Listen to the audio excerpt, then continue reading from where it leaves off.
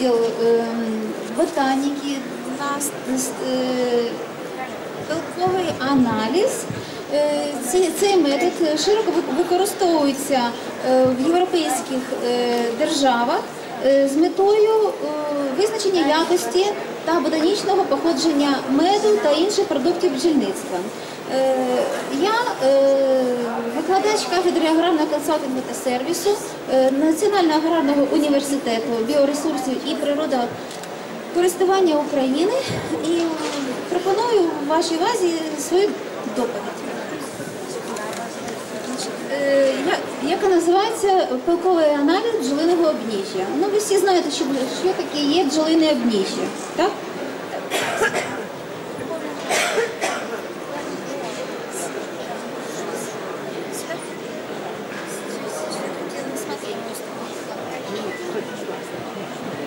We are pleased to announce this presentation, which is titled Pollen Analysis of Honeybee Pollen Loads.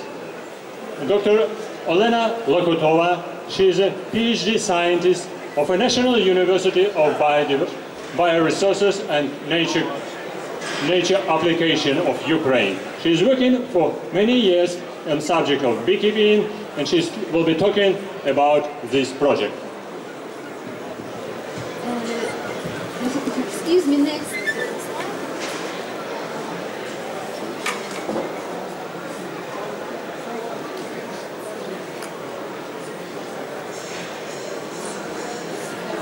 Взагалі-то пилковим аналізом продуктів бджільництва людство займається починаючи з кінця 19 століття. Відомими вченими, які прославили своє ім'я в мелісополінології, це та галузь, яка займається пилковим аналізом меду. Такі відомі вчені з Німеччини, це Амбрустер, Йоніке, доктор Цандер. І далі англійські вчені, Ходжес, і наші вчені, які поїхали після Великої Вітчизняної війни, залишилися в Швейцарії, це Анна Мауріця, яка внесла дуже великий вклад в розвиток мелісополінології та багато інших вчених. Взагалі-то в Польщі також є група вчених, з якими ми спілкувалися, коли готували ці аналізи по пилковому аналізу в Польщі та в Австрії. Of course you know that pollen loads already been studied in different countries. In Germany, in England, in Switzerland. Dr. Maurizio is a great famous person who studied pollen loads and pollen. And of course, we were in cooperation with the Polish scientists who are working on this project, and we cooperated with them, and we are cooperating with them now studying this project. Серед наших вчених хочеться першим згадати ім'я доктора Андрієва. Це був великий вчений ботанік, який працював на Харківській дослідній станції бджільництва. Він перший зробив пилковий аналіз перги та так званого бджолиного хлібу. Також цими питаннями займалася доктор Черкасова, також яка працювала в дослідній станції бджільництва в Гадячі. To Ukrainian scientist, Dr. Andreev, he is well-studied, well-known person who studied pollen in Kharkiv research station of Beekeeping. And another person also, and Dr. Cherkasova, she studied in the city Gadich, also well-known person, and she was working in a Gadich research station of Beekeeping. Нашим завданням було спочатку відібрати зразки обніжжя з різних регіонів лісостепової зони України. Всього було відібрано близько 300 зразків. Ну, всі ви знаєте, ті, хто мають відношення до бджільництва, що колір бджолиного обніжжя є різним. We collected material in the forestry steppe region of Ukraine. Actually, this is the middle part of Ukraine. We collected over 300 samples of pollen and pollen loads. And of course, you already know that the color of pollen and pollen loads is different, and it's connected, of course, with a different plants. Далі, наступним кроком було підготовка зразків бджолиного обніжжя для мікроскопії, тому що визначити ботанічне походження бджолиного обніжжя можна тільки на підставі пилкового аналізу, який проводиться під мікроскопом. Всі ці аналізи ми проводили завдяки нашій співпраці з Інститутом бджільництва Австрії, який знаходиться в маленькому містечку Лунцамзея. Цей інститут в свій час заснував великий австрійський вчений з дуже відомим ім'ям Фрідріх Рутнер. Of course, you know that pollen is very small. It's necessary to make microscopic investigation of this pollen to make clear results. And we connected with people in Austria, in Austrian Institute, which was founded by famous Austrian beekeeper Rutner.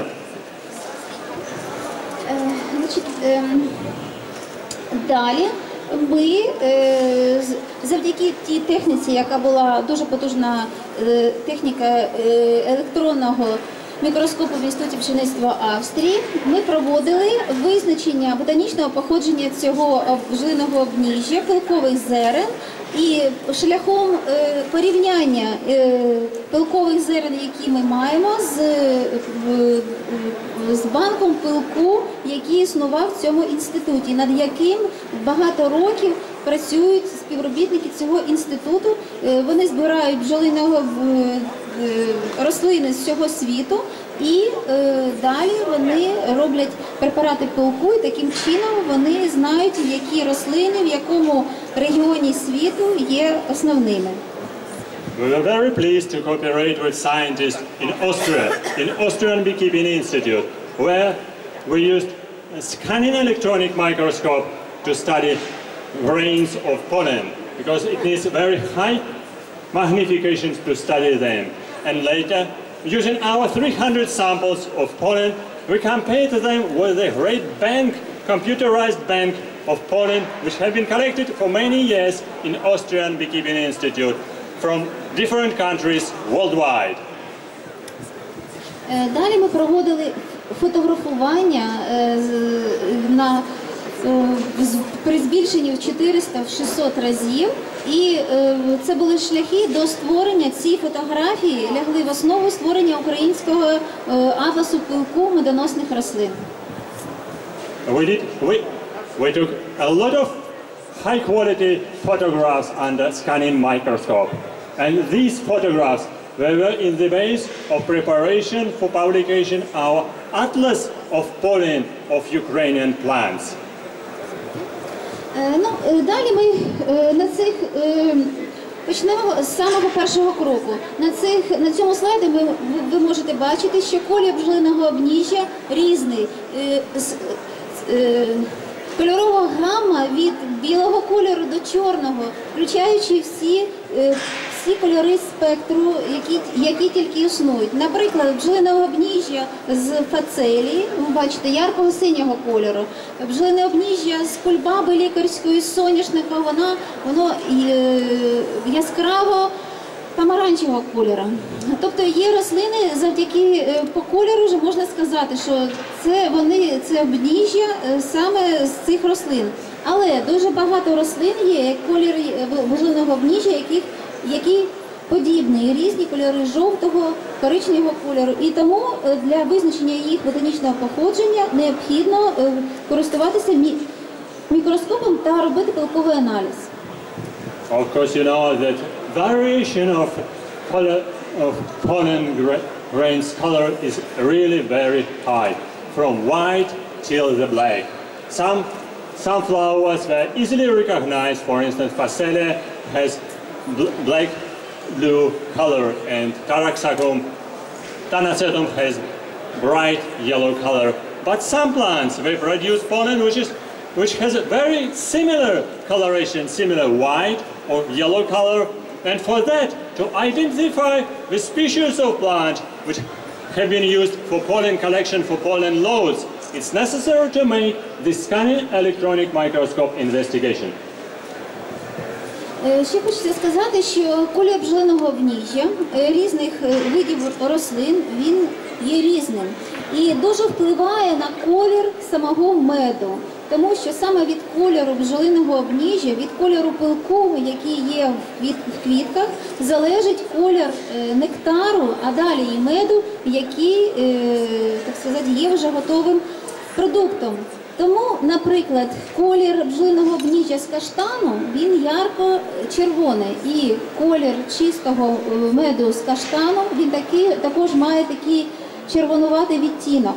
Далі, колір меду соняшника, він яскраво помаранчевий. Це тільки завдяки тому, що там знаходиться дуже багато пилкових зерен, саме такого ярко-помаранчевого кольору. Тобто і так далі, і навіть, а ще хочеться окремо сказати про колір бджолиного обніжжя з акації. В акації дуже мало пилкових зерен, і тому прозорий, майже прозорий мед з акації, і він погано кристалізується саме тому, що в ньому мало пилкових зерен. And actually, for sure, probably, you know that pollen grains may highly influence the coloration and the quality of honey. Because if you can look for different honeys, for instance, the honey from acacia is really transparent because acacia flowers produces just a little pollen grains, but others, for instance, such as sunflower, for instance, produces very bright orange coloration of pollen. So the honey is going to be yellow, orange color, very bright. And another one, like chestnut. Chestnut has red coloration of pollen loads. And the honey also is influenced by this pollen load. Of course, that's why honey is going to be a reddish colored. So that's why, you know, and of course it's greatly influenced the process of crystallization. That's why acacia honey is weakly crystallized. So it's good for conservation and for use in beekeeping. Ще хочеться сказати, що наявність кількості пилкових зерен в медові також впливає на процес кристалізації меду. And of course, the number of pollen grains inside honey is greatly influences the process of crystallization, how quickly it can be done. Значить, далі хочеться так по етапах розібрати, трошки ознайомити вас з будовою пилкового зерна, які є типи пилкових зерен. На цьому слайді ви можете бачити, що існують різні типи пилкових зерен. На пилковому зерні можуть бути борозди, можуть бути пори, вони можуть бути різної форми, різного кольору. І всі ці параметри є специфічними для кожного кольору рослин. І значить, розміри пилкових зерен вимірюються в мікронах. Це 1/1000 міліметра. And of course, if you look under microscope on pollen, we can show you different types of pollen grains. They are really very different. They have a different size, and it's sized in one part of a hundredth of millimeter. They are very small. They have a different shape and a lot of different points, different bridges on them. So shape is unique and very special for each species of plant. Також форма, розмір пилкових зерен. Ви тут на цьому слайді ви можете бачити, що різні пилкові зерна різних видів рослин мають різну форму. Можуть бути трикутними, п'ятикутними, шестикутними. Коротше, там дуже велике різноманіття. І все це, всі ці наявність, кількість пор, боріст, форма, все це є специфічними ознаками пилкових зерен кожного виду рослин. Так як у людини є відбитки пальців, так і кожна рослина має свій неповторний рисунок, форму, тип пилкового зерна. And of course, different shapes, different angles, like circles, like triangles, and many angles. These are different shapes of pollen, each specific for each species of plant.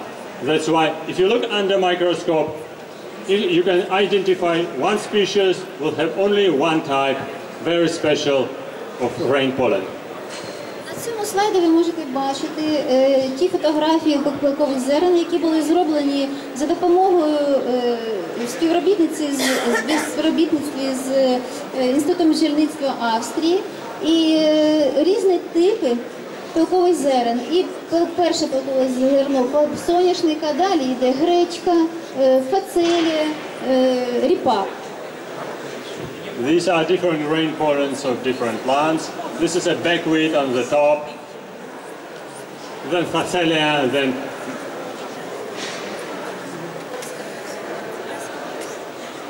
and the latest one on the right is a brassica.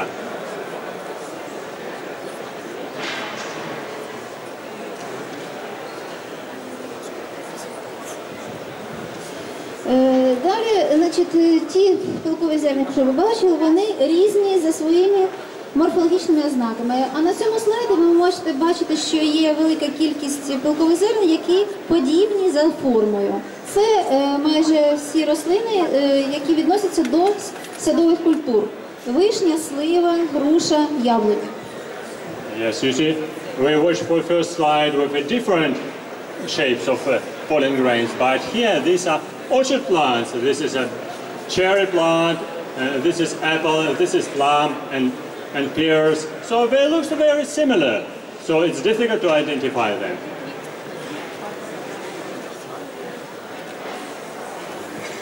Також на поверхні пилкового зерна ви можете бачити різні утворення. Це так звана скульптура поверхні пилкового зерна. Вона також різна. Також колір самих пилкових зерен різний. І на цьому слайді, зараз хвилиночку,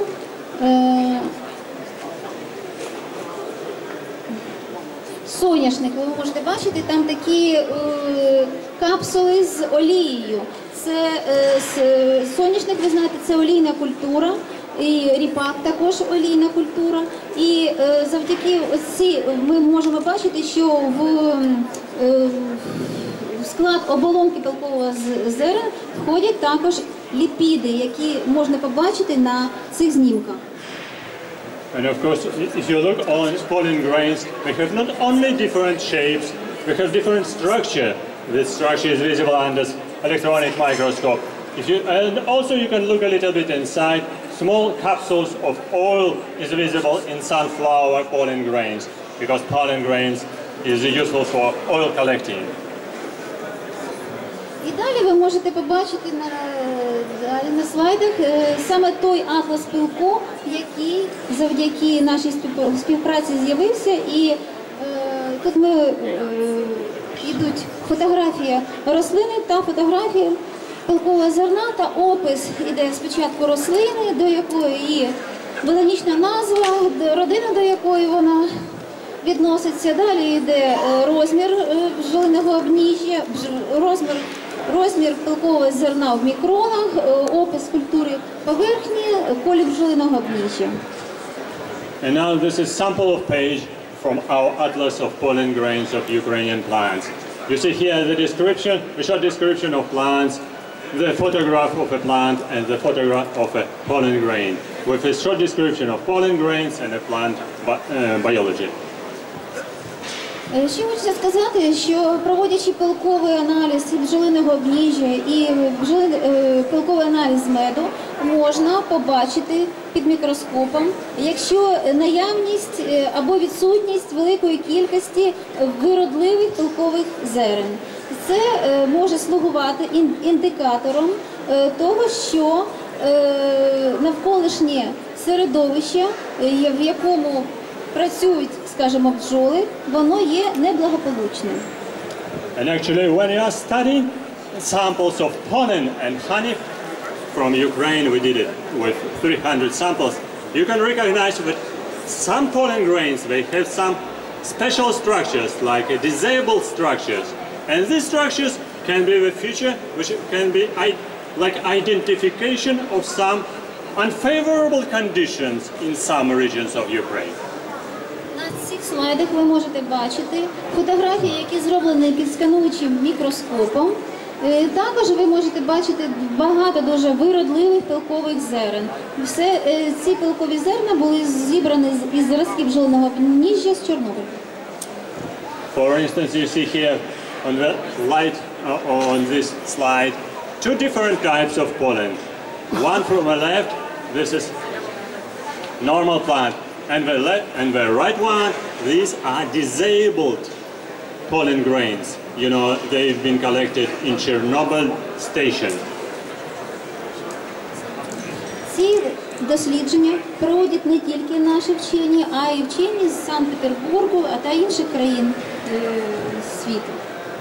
We are pleased that we are working in cooperation with scientists from Russia and other countries. Ще одне таке можна зробити висновок, якщо ми робимо аналіз пилкового обніжжя. Якщо ми збираємо бджолине обніжжя з різних регіонів і далі його робимо хімічний аналіз на макро- і мікроелементи, то наявність великої кількості важких металів, таких як свинець, ртуть, мідь, кобальт, також може бути індикатором того, що територія забруднена або забруднення відсутнє. And of course, pollen grains is well used for identification of pollution, and the presence of such different metals, heavy metals, can be found also in pollen grains, and this is indication of pollution in different countries. It can be used for some monitoring of a situation. Так що можна, проводячи пилковий аналіз продуктів бджільництва, зокрема пилковий аналіз бджолиного обніжжя, можна зробити висновки, перш за все, про ті рослини, які ростуть в даному регіоні. А відомо, що різні регіони світу мають свій неповторний набір рослин, з якого бджоли збирають нектар та пилок.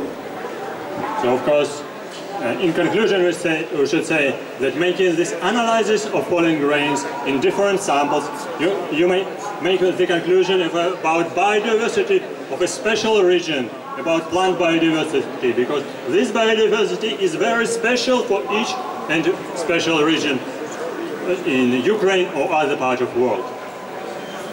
Отже, завдяки пилковому аналізу можна визначити географічне походження бджолиного обніжжя та меду.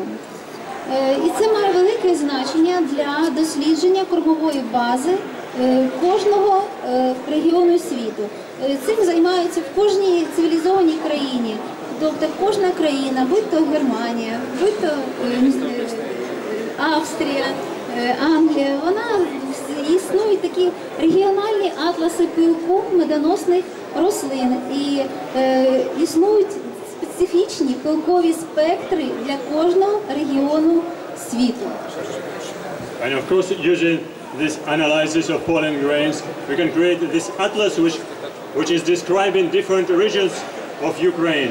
In many countries, these atlases have been published, and this atlas can be used for identification of a very specific region where these plants are growing, and also for identification of nectar resources in this region.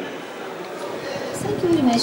Отже, можна зробити такий основний глобальний висновок, що про те, що необхідність створення вітчизняного атласу пилку, який вже започатковано, і ведеться активна робота в цьому напряму. Дякую за увагу. Дякую нашому перекладачеві. So now we are working to create and to publish this atlas of nectar-bearing plants of Ukraine. We started and we are doing now, and we will finish it soon. And thank you very much for your attention.